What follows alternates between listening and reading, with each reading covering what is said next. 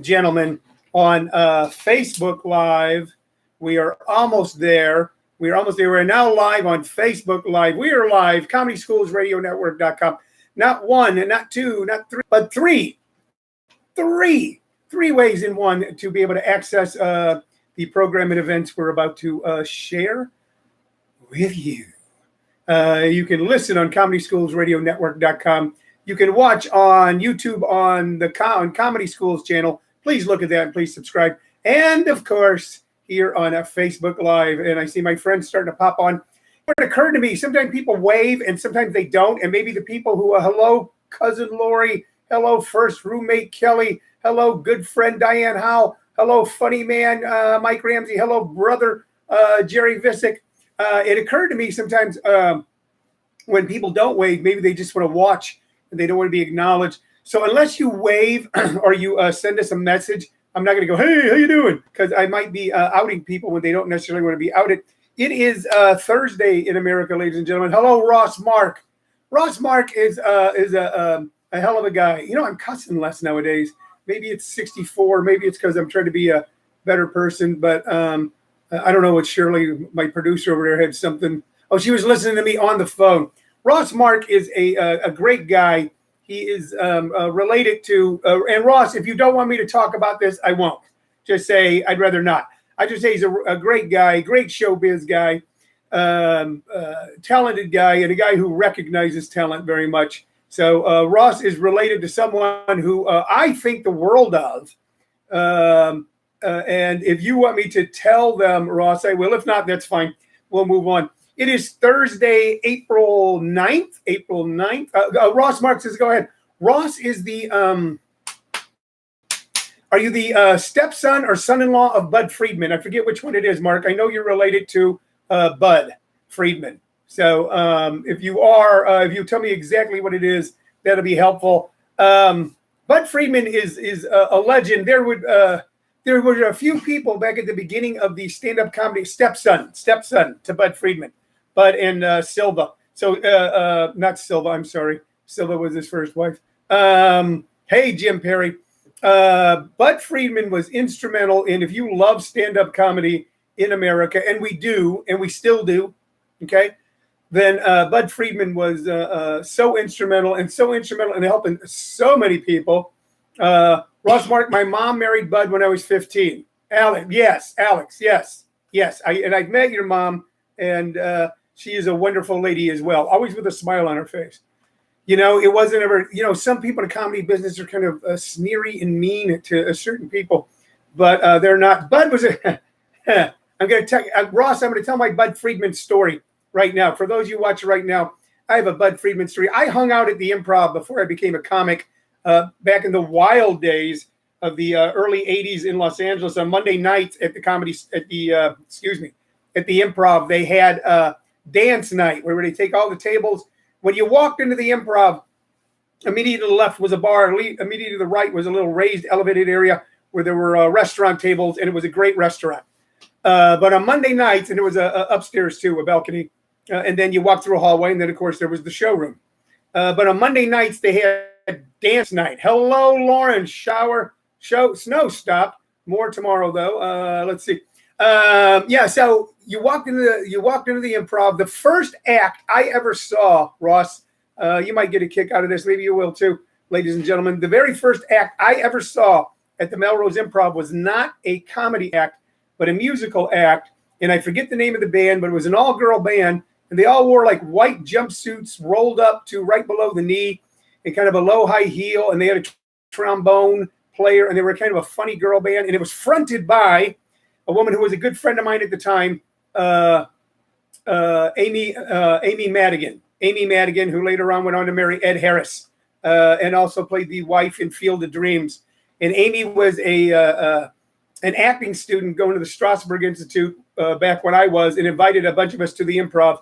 And I remember Bud and whomever, you know, standing there just kind of welcoming us as we came in. Going, hey, how are you? Hey, how are you?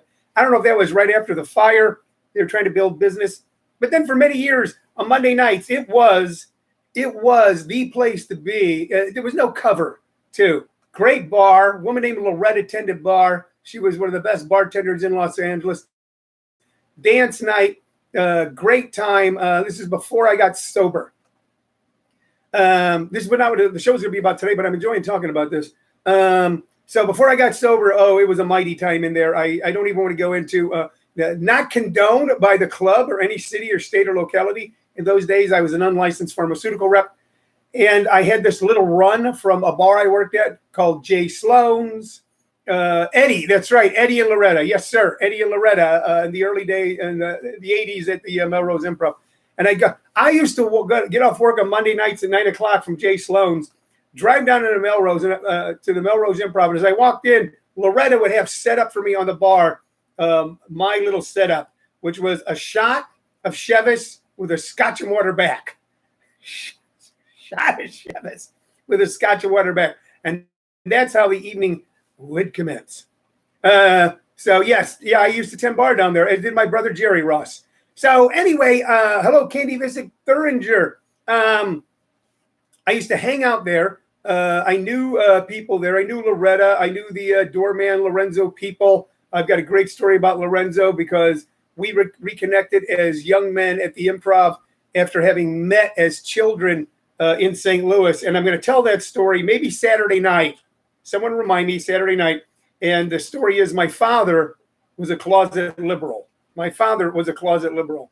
So great people there. But then in the mid 80s, I became a comic. I wanted to be a comic. And then I was sober. And then the Improv kind of changed for me because I went from being like this cool guy that came in, hanging out, partying. Hey, man, what's going on? A leather jacket, sunglasses at night, party up to, hey, can I get on stage? How about I get on stage? They eventually did put me on, and I used to work on a regular basis. And Bud and the guys who ran Evening at the Improv put me on Evening at the Improv many times. So I loved that. But I'm going to tell Ross my most heartwarming Bud Friedman story. Bud could be, look, every time you walk into a room, everybody's going, help me, Bud, help me, give me something. You are the key. You are the answer. If you just put me on your stage every night, I'll become famous. I don't know how many people he helped that became famous who then never came back and even did a free set for him. There were a lot of great guys too, but I was adopting a little girl who is now a wonderful grown lady. And it was a rather contentious adoption. My wife and I at the time were adopting this child. It was a rather contentious adoption because it was being challenged. And I don't want to speak ill of people here too much, but it was being challenged, and it was kind of a well-known case. The case did, my ex-wife and I, our adoption of our daughter made California law, set California precedent. But one day, I used to have my daughter when she was little, and I'd want to go to like 12-step meetings because I was a 12-step guy now. And my wife was at work, so I just take her with me. And there used to be a 12-step meeting at the Melrose Improv on Thursdays at noon. I don't know if it's still there, not now. But and I was walking in there one day with my daughter, and Bud Friedman, who I was like a young comic, just always looking at him going, did he notice me? Did he notice me? Bud, one time, Rich Scheidner said, come here, introduce you to Bud one night. And he goes, hey, Bud, this Tony's a funny comic. And Bud goes, you've introduced this guy to me 3 times. How many times do I have to be introduced to this guy? And also, when I was going to the meetings, if people left trash outside, if they're outside smoking cigarettes, or if they left paper cups laid around, for some reason, Bud thought that it was my responsibility. And we'd come in and yell at me and throw paper cups at my feet and go, tell these bums, I'm letting them be here for free. And I, okay, Bud, I'm sorry. But here's the great Bud story, and I have a few. I was walking through there one day with my daughter when she was still young. I was carrying her in my arms, and Bud stopped me. Tony. Yeah? And he goes, Tony, I've heard what's going on with you and this baby, how you're going through a thing to be able to adopt this baby. I've heard this problem. Tony, I've watched you with this baby. I see you with this baby. You deserve to have this baby. This baby will be best with you and your wife. And Tony, I happen to have at my disposal in Los Angeles the best attorneys in the entire city. And if you need an attorney, Tony, to help you out with this adoption, you let me know, and I will put them at your disposal. That's what he said to me. And I just kind of took my breath away for a second. And I said to him, we had a good attorney at the time. The court case took 6 years.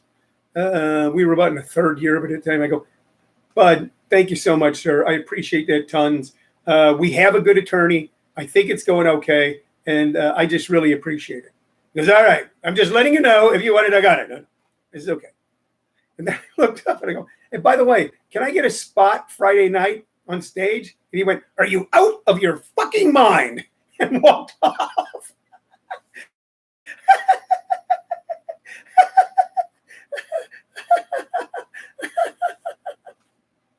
Now, as the years have gone by, and I've never achieved the level of Bud Friedman. I've never had a legendary comedy club. I owned a comedy club for a while.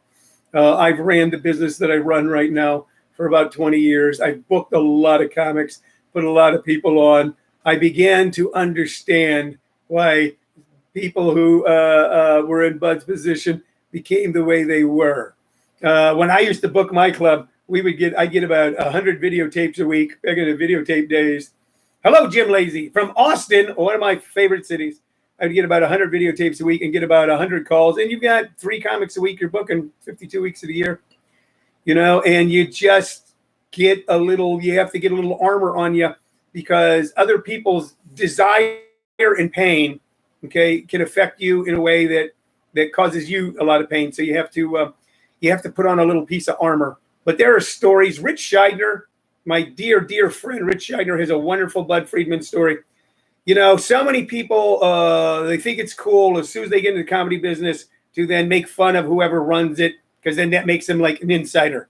Hey, hey, you know what I heard about Bud? Hey, you know what I heard about so-and-so? You know what I heard about Tony Vicich? You know what I heard about the guy who books the Austin Laugh Stop? And they make goofy jokes. And Ross, you know what I'm talking about. And sometimes you have people that you love, and you would do anything for, but they'll want something that they think you can give them that you can't possibly do that. You can't possibly do that.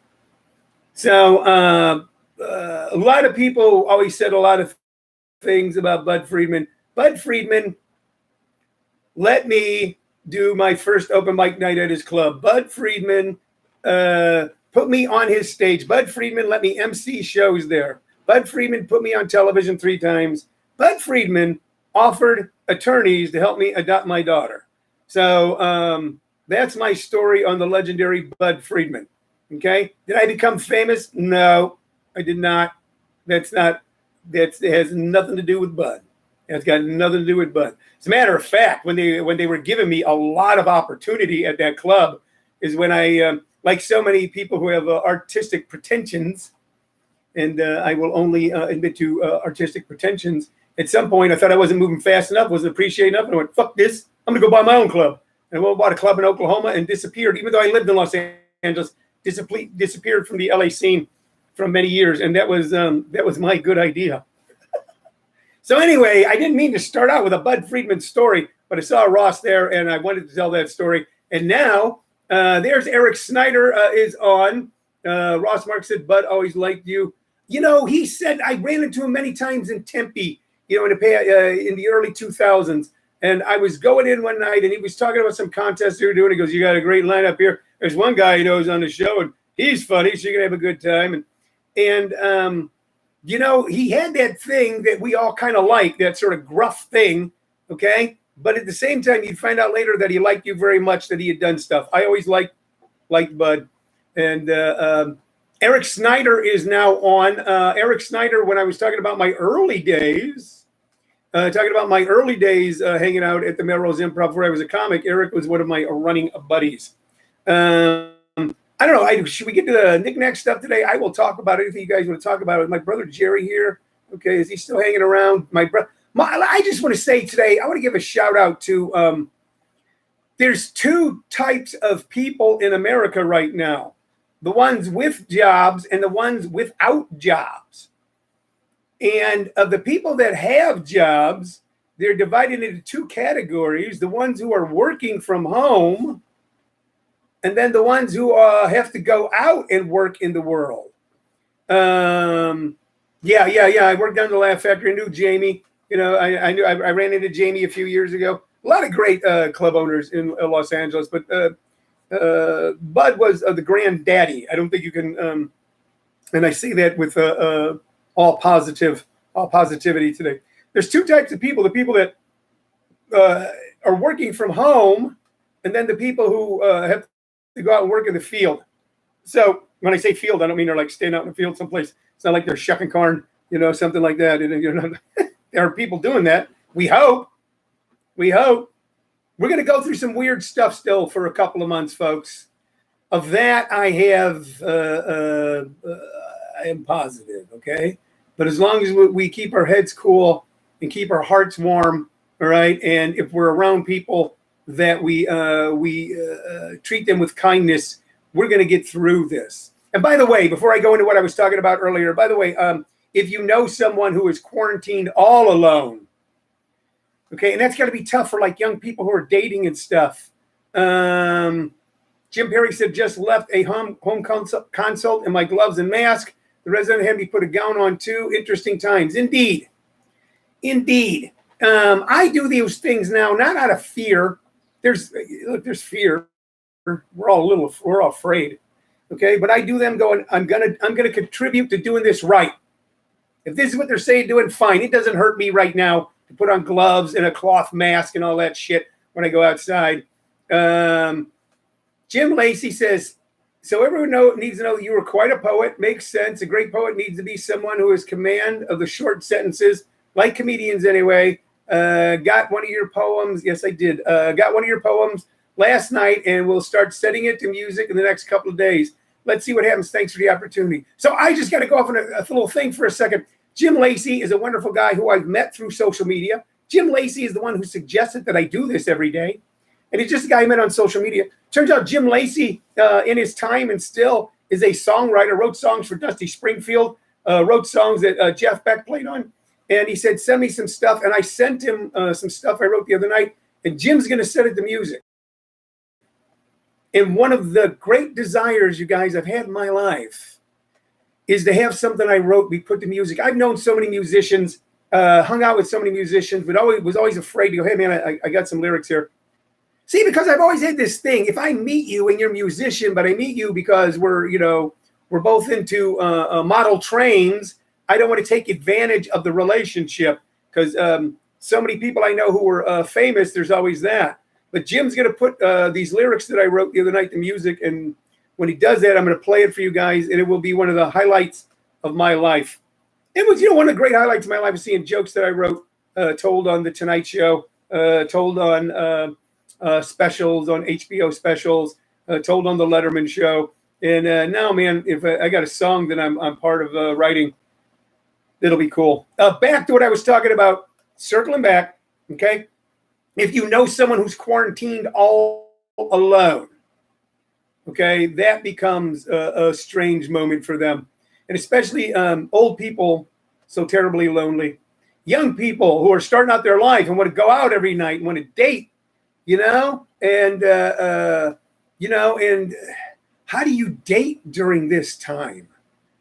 We got to get a handle on this, folks. We got to get a handle on this, not just for us, but for everyone else too. For the young people that want to start lives new and right now are stuck by themselves. For the older people who still want to have some wonderful times in their sunset years. So I want to give a shout out to all the people today that are working from home. I know for a fact that so many of them have had to totally reconfigure what they do to be able to do it online. And it has been a mountain of work. And it's not that they minded the mountain of work. It is that they didn't know how to do it. And they had to learn it then. They had to learn it yesterday.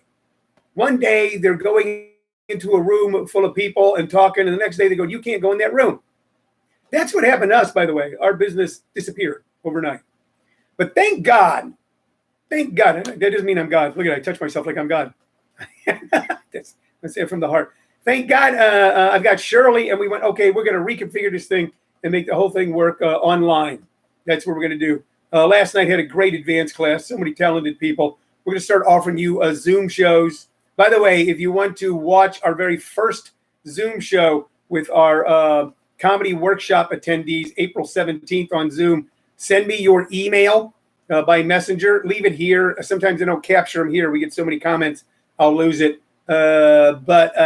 And we'll invite you to be part of an invited group when we do our Zoom show. We're working out how to do it so that it'll be a great presentation for you April 17th, unless you got someplace to be. So a shout out to the people working from home. Okay, a shout out to you. Today, that's our shout out. I know you've gone through. I've seen my brother go through it. I've seen my daughter go through it. I've seen other people go through it. And there was times you could hear in their voice going, I don't know if I can do this like this. But they've done it. Okay? They've done it. We're completing phase 1, ladies and gentlemen, which is this social distancing thing. Okay? If the virus can't find you, then the virus, you can't get the virus. Now, it's a possibility you're socially distancing, but at one point something went on. And if you did, you stick with us here, and we're going to talk to you through it. We're going to do that if you want. We will do that for you. Okay? Phase 2 will be massive testing. Phase 2 will be massive testing. All right? There's no national plan. And that's where localities, I wrote to city council members in Maricopa going, the only way, one who is a very good guy, but a very conservative guy, going, we can't leave everything closed like this. This is killing business. And I go, the only way you're going to get it open is they have massive testing. Find out who has the antibodies. Go like mad. Go like mad on finding. Everybody knows my political affiliation. I'm not a fan of the current occupant of 1600 Pennsylvania Avenue. You can get all the news and get all those opinions anyplace else. I could give them, but I'm not going to give them here. That's not what this show is about. The show is about being able to show you silly stuff I got around the room. The show is about telling you cool stories like I was able to tell about Bud. This show is about trying to have a little fun and connecting. Hold on. Jim Lacey says, young folks, if you didn't have a hobby before CV19, here's your opportunity to get one and or become a pace setter. Start something that doesn't depend on, and then a bunch of stuff that says means curse words. Cell phones. If you think you can, you will. We're waiting for you to do it. Yes, we are. Mark Fry is watching. Hello, Mark Fry. I know Mark Fry from the early days of ComedySchools.com. He has made a mark as a festival promoter in Los Angeles. A wonderful guy and a funny man. Did a funny thing with his arm. One of his early jokes. I can't do it, but he has these really long, limber arms. Mark Fry's there. So many great people joining today. What's up with you, Mr. Fry? But if you know someone who's by themselves and you're not, give them a call. Give them a call. FaceTime them, okay? Like I said, we've reconstituted our business. Great advanced class last night. Tonight, ladies and gentlemen, a small but mighty beginning class I have started on Thursday night, 6 p.m. Mountain Standard Time. I have a beginning basic stand-up comedy writing and performance class that we're doing on Zoom. We have somebody who's joined from Australia and Mesa. So what do you think about that? We have people in the advanced class now from Houston and from New York. What Zoom has allowed us to do is take what we do and take it nationwide, worldwide. All right, one person from Australia doesn't make it worldwide. I get that. But it's still one person from Australia who I'm going to be talking to tonight, kind of the way I'm talking to you, and I'll be able to see them. Okay, and it's pretty neat. If you know anybody who's interested in doing something like that, they're squirrely, they're bored, they're out of their mind, they want to do a refresher or anything at all, have them write me here on Messenger, Tony Vicich, or email me at comedyschools@hotmail.com. Look at my Facebook page. Our promotion is all over it. Check out our websites, ComedySchoolsRadioNetwork.com and ComedySchools.com. Shirley has really been revamping ComedySchoolsRadioNetwork.com, and it is looking sharp. So let's be part of the next big new idea. Okay, the next big new idea is basically sort of this interactive TV that is beginning to shape up now in this world. I want to talk about, where did I put them? Where did I put them? Show. I had them, and then I lost them. What did I do with the record albums? Oh, I put them down here. Hold on. We're almost at the end of the half hour. And if anybody's got anything to say, I see LC Manning. Hello, LC. I see Tim Lawson. If I haven't acknowledged you and you want me to, please wave. If you don't want me to acknowledge you, then, don't wave. Because I've decided I have some people who just want to watch. My cousin Mimi says St. Louis schools are closed for the rest of the year. Yeah. Now, Mimi, does that mean for the rest of this school year, which ends in June? Or are they talking about going back into September as well? In September, will they be closed when they start the new when they start the new semester. So if you could tell me that would be cool to know. If you want to tell me what's going on with you, where you are, then I will certainly acknowledge that. I have a goofy knickknacks here today, but I don't have time. So we're going to skip that. One of the things we were doing is suggesting records. I have a huge vinyl album collection, and most of which has gathered dust for quite some time now. And we're digging back into it because we're starting to realize all the wonderful things that we just have around us, including our imaginations. Robert Morgan from New York City, who we saw last night in the advanced workshop, said the Broadway Comedy Club is closed through June. Yeah. Some of that's to be going on, but you got to remember this: if you're a performer, okay, they're talking about with the NFL and Major League Baseball and NBA working out something where they're able to play in empty stadiums. And I know that a month ago you go, it's nuts, but now I'll watch it. I'll watch the Clippers inside an empty stadium, won't you? I'll watch the St. Louis Baseball Cardinals in an empty stadium if they play, won't you? You will. We'll still be able to see the game. You know why they're going to do it? You know why? Because players got to play. Players got to play, and performers got to perform. And that's why I'm working on new ways now to be able to let performers reach audiences. Okay? And our first experiment's going to be April 17th. But I want to get to these record albums, okay? I want to tell you about these cool things I got here. And these are a little offbeat from what I've been showing is stuff that was Cousin Mimi says, no, they think they won't go back till maybe October. It depends on how long this lasts. Yeah. Well, you know what? If we're going to do our part of being socially distant. Shirley and I are calling a number today where we may be able to go get tested. Maybe, I don't know. I got to find out if it's true. I don't want to give any false information. But at least the test to see if we have it, and then possibly and then a test to see if we have had it. I, like a lot of people, think I may have had some version of this back at the beginning of the year. Let me get to the record albums, okay? So here's the first one. I want you to listen to this guy. I want you to YouTube this guy. This is that guy right there is, and by the way, if you're listening on Comedy Schools Radio Network.com, that is Howlin' Wolf. How many more times treat me the way you want to do? Howlin' Wolf, man. Howlin' Wolf was a growling, powerful rhythm and blues presence who did songs that were mostly written by Willie Dixon. Okay, on this album is My Baby Walked Off, Smile at Me, Bluebird, Everybody's in the Mood, Chocolate Drop, Come Back Home, Dorothy May, Highwayman, Side 2, Oh Red, My Last Affair, Howlin' for My Baby, Sweet Woman, CV Wine Blues, Looky Here Baby, Decoration Night, and Well, That's All Right. Now, here's what's interesting about this album. It's not any of his big hits. So when I was younger and I'd be broke, I still had to buy records.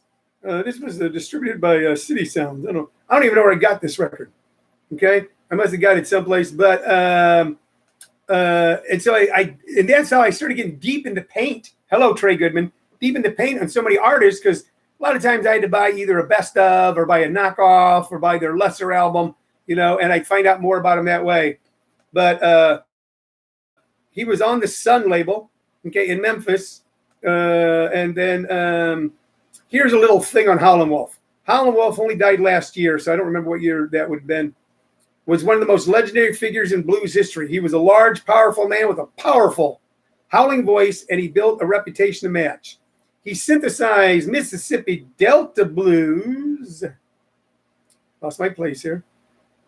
He synthesized Mississippi Delta blues traditions during the early 50s in his first recordings made for Sam Phillips, and he progressively transformed them into an urban blues style that became part of Chicago blues. He first recorded at Phillips' studio in Memphis in 1951, and then he left for Chicago for Chess Records in 1952. The recordings included here were made during that short formative period. His real name was Chester Burnett. So if you've never listened to Howlin' Wolf, you ever listen to him do How Many More Times? How many more times treat me the way you won't do. You got to listen to him. These are the foundations of rock and roll. Howlin' Wolf. Google him, YouTube him, find his music, listen to it, and realize how stunningly good it was. Highly recommend Howlin' Wolf. A lot of people knew Muddy Waters when I was younger, but we didn't really know Howlin' Wolf. All right? And then one of his songs is, I think it might be that song has been used for an ED commercial for a long time. Which is what we do in America. We take great art and turn it into shitty commercials. This one, though, here's one I think you'll get a kick out of, all right? Why I own this album, I don't know. You see that? You see that? Ladies, do you see that? You see that? What is that, ladies and gentlemen? That is Tom Jones live at the Talk of the Town. That's right, Tom Jones. On this album is Good News, Hello Young Lovers, I Can't Stop Loving You, What's New Pussycat, Not Responsible, My Yiddish Mom, okay, Shake, That Lucky Old Son, I Believe, Green Green Grass of Home, It's Not Unusual, and Land of a Thousand Dances. So Tom Jones was a Welsh, like a barroom belter with an incredibly deep and powerful voice who had a huge, unusual hit in 1964, 65 maybe, called What's New Pussycat? What's New Pussycat? Oh, man, I just massacred that. And I actually bought that as a 45. Pussycat, pussycat, I've got hours and lots of flowers. I had that as a 45. And of course, his massive hit was It's Not Unusual. It's not unusual to be in love with anyone. But was this my parents' album? My cousin Mimi asked. No, I bought this. I got this many years later. I actually inherited this album. I'm going to tell you the story of some of these albums that I inherited sometime this week from a good friend of mine, Malik Robinson's father. So if you want to listen to a killer voice, Tom Jones is your man. A lot of these songs on here were part of what was like the American Songbook that so many like singers did.